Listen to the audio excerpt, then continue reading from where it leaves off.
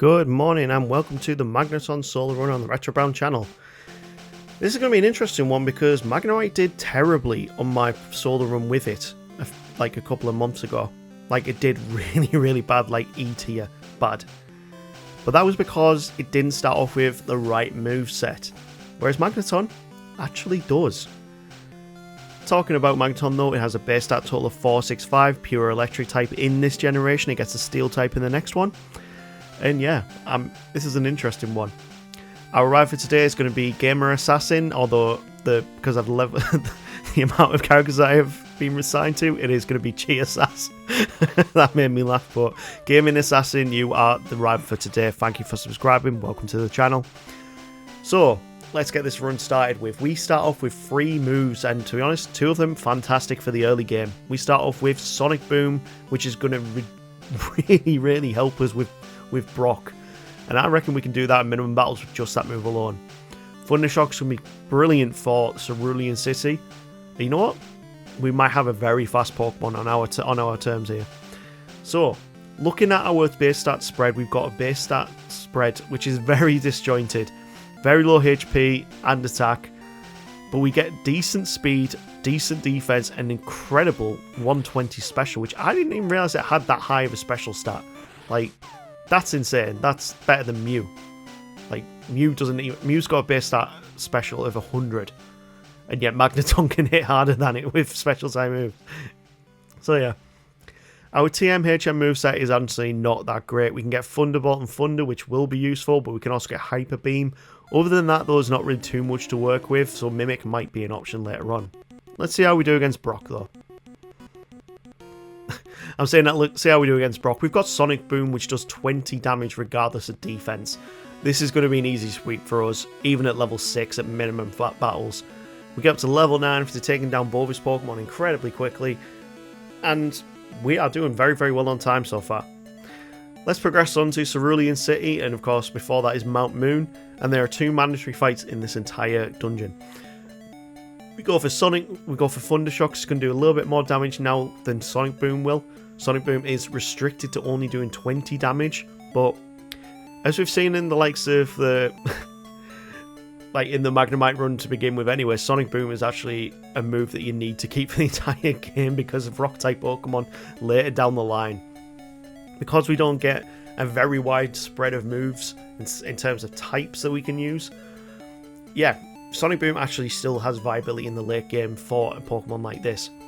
We're getting through Mount Moon pretty low leveled as well. We're going to go straight for Misti, because with Thundershock on our moveset, we should do okay even at low levels. But before that, there's the Goldeen trainer, which will push us up just to level 15. And let's see how we do against Misti. Misti's Cascade badge is on the line, and we are going to go straight in with Thundershocks.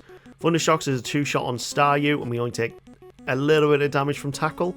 Thankfully, because water resists, well, because we're an electric type, they won't use water moves on us, meaning Tackles will only come in, we can take them down with Thundershock pretty comfortably. So, no losses so far, but that might all change when it comes to the rival fight, because this next rival fight on Nugget Bridge is a bit difficult. Not the most difficult in the game, but it's still pretty difficult, just down to purely the Pidgeotto lead. It has Sand Attack, which in this generation, Sand Attack just is cheesy as hell. And it is now a banned moves on my channel as from the start of this year, so yeah.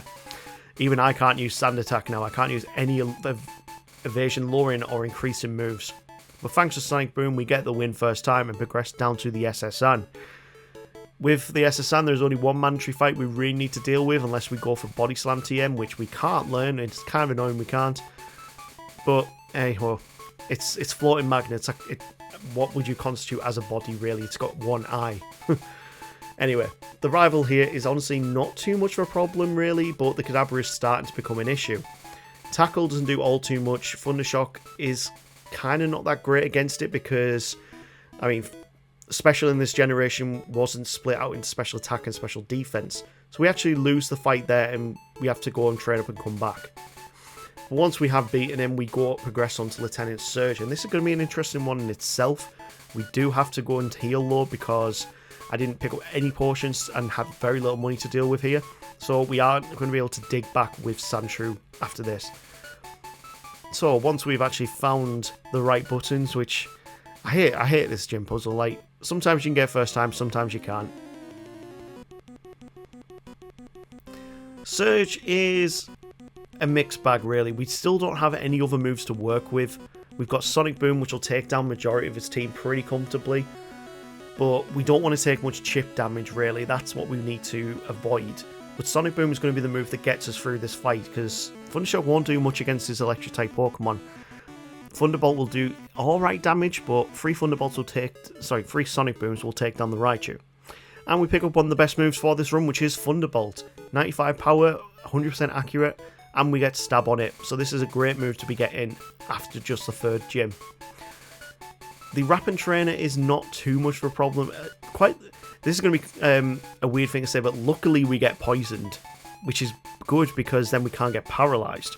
Once you've got a status effect, you cannot get another status effect. That brings us to Rock Tunnel.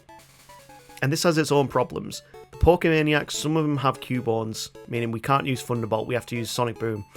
And there's a lot of trainers in here with Grass-type Pokemon. But what's even worse about this Rock Tunnel for a Magneton is the fact that there are a lot of Rock-type trainers with the Hikers, especially the mandatory Exploding Hiker. We cannot use Thundershock or Thunderbolt on it, so we have to resort to using just Sonic Boom to get through this fight. And it takes about 3 Sonic Booms to take down a single Geodude. So we've got to get through each Pokemon without taking much damage, and annoyingly Self-Destruct does come out. And we only just hang on with 1 HP. My god, that was close.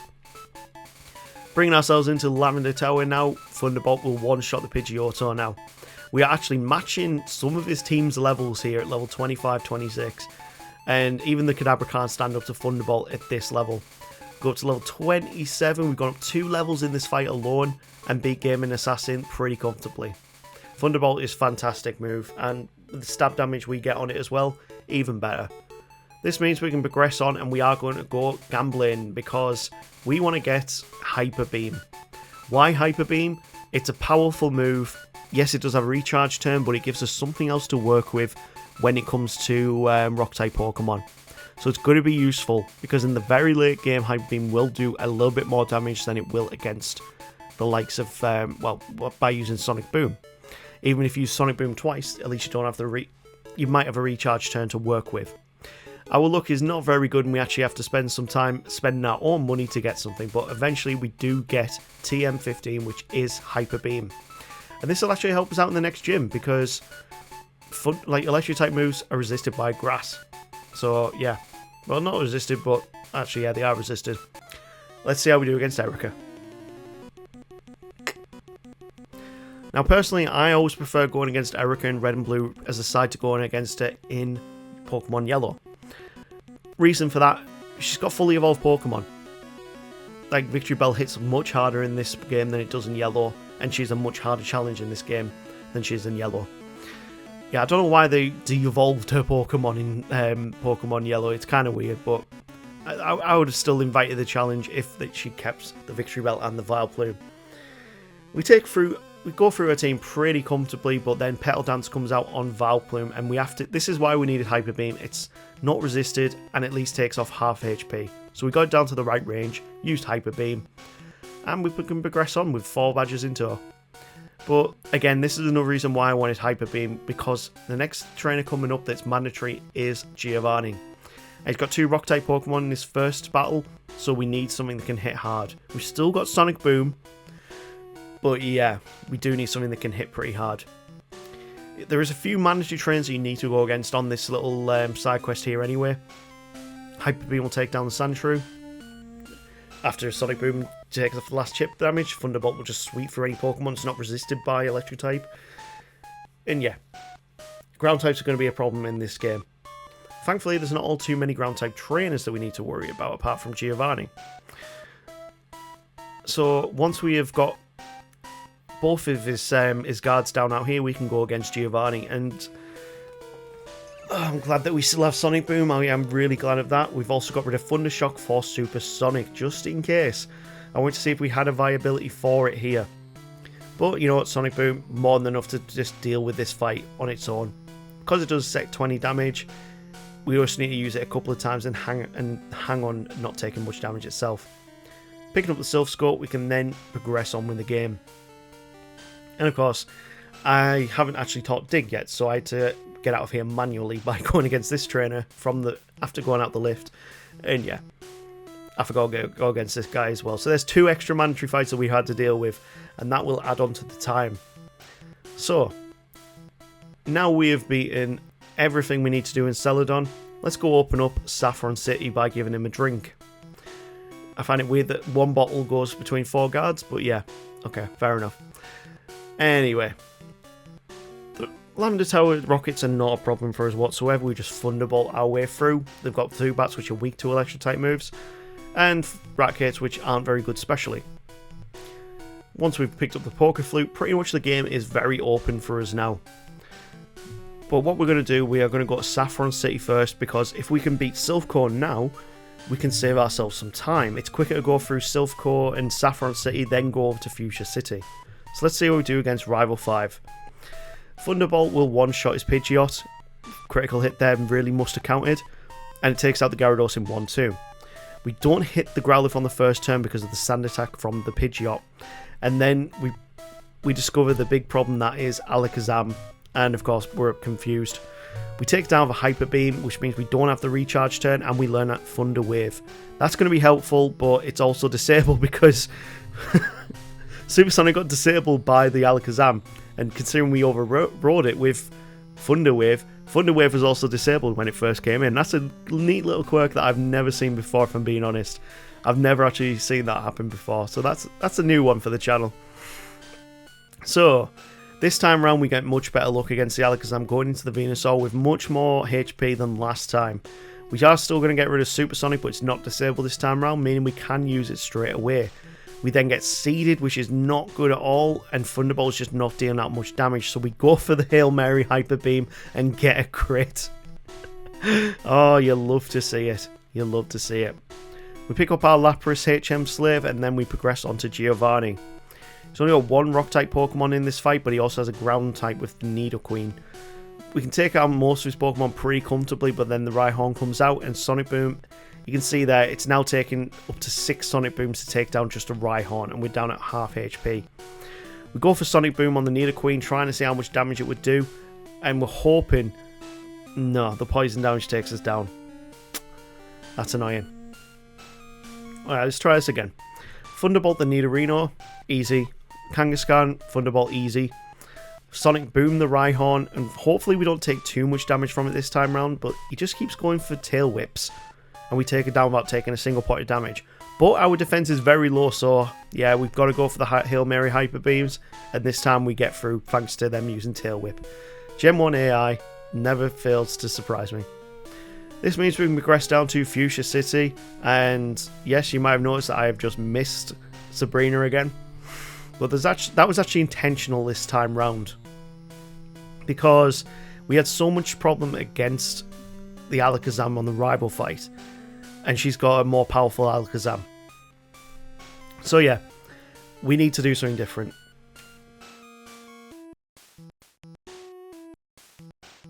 Progressing down the bike path though, we can go to Fuchsia City and we can go against Koga first, so we can get a few more levels up here. And his gym trainers are, of course, always more annoying than Koga is himself. The fact that, I mean, we've discussed this in other videos, that this gym, because he gives you the Soul Badge here, this actually should have been the Psychic gym, and in Saffron should have been the Poison type gym because they give you the Marsh Badge. And it also reflects in their gym trainers as well, because, well, I would say more of Sabrina's gym have got Poison Ghost type Pokemon than they do Psychic types, so yeah. Anyway, let's see how we do against Koga. Koga is not a problem for us. Thunderbolts do massive damage, one-shotting most things. The Coffins go down to 1, but the Muck and the Weezing need 2 Thunderbolts. He goes for Self-Destruct, and because we don't have the Steel type, it does a lot of damage on us in this generation. But it's still not enough to take us down, and we pick up Toxic, which could be a useful move to use later.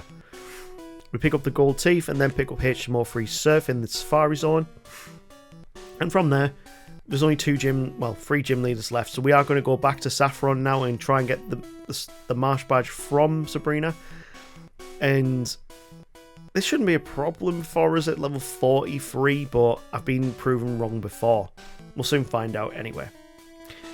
And I mess up all the tiles, so this time around I completely got disoriented and I went against more mandatory fights that I shouldn't have gone against. That might reflect badly for me later. So, Kadabra is up next. We're going to Thunderbolt into the ground. And from here, you know what? We're actually doing alright. Look at that special stat we had. If you saw it there, just as we're leveling up, we're level 44 and we've already got about 120 special points. Like, that's pretty good.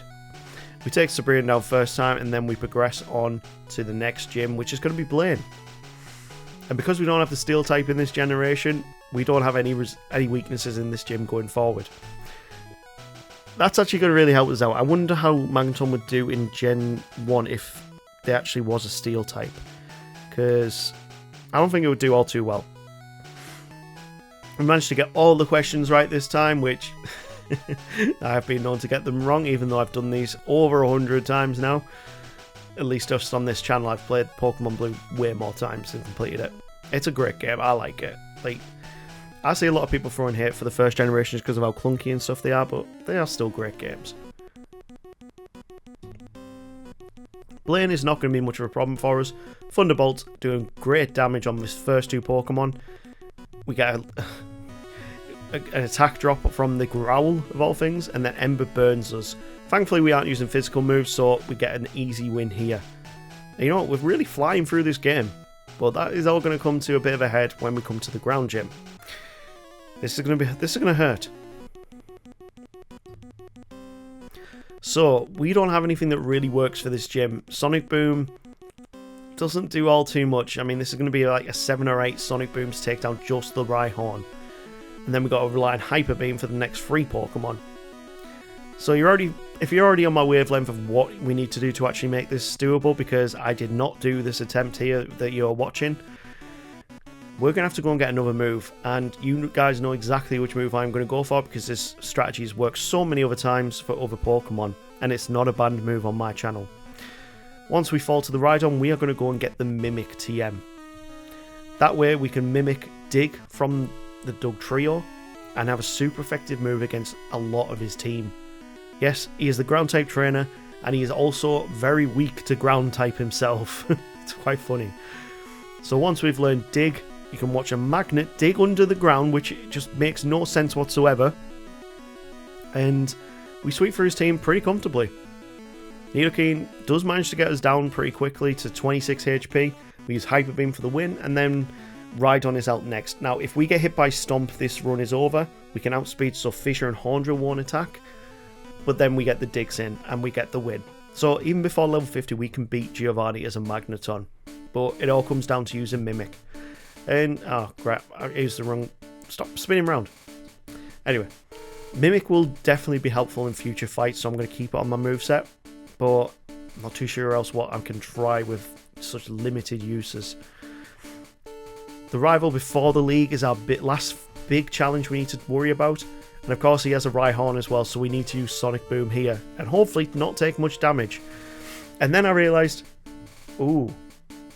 I didn't realise that on this attempt, but I realised there was a move there that he used, which isn't banned as well, that I could mimic. And again, if you've watched this channel a lot, you'll know exactly which move I'm talking about on that Ryhorn that we want to get through the rest of this fight. Because as soon as we get to the Venusaur with half HP, we are not going to do well here. Thunderbolt isn't doing much. He's got Vine Whip and Razor Leaf, and yeah. So the move that I'm thinking of, also, I don't think it's banned because of, like, I don't ban it because of its accuracy. We're going to learn Horn Drill. Yes, you are looking at a magnet that apparently can now use Horn Drill. And that's hilarious. That is hilarious. I would love to see how this actually played out in the anime. But either way, by having Horn Drill, we can get a one-hit KO on that Venusaur. And I'm going to need to keep that reminded for later, because that might get us through that final fight, just because it still has Horn Drill at that point. Anyway, let's see how we do against the League.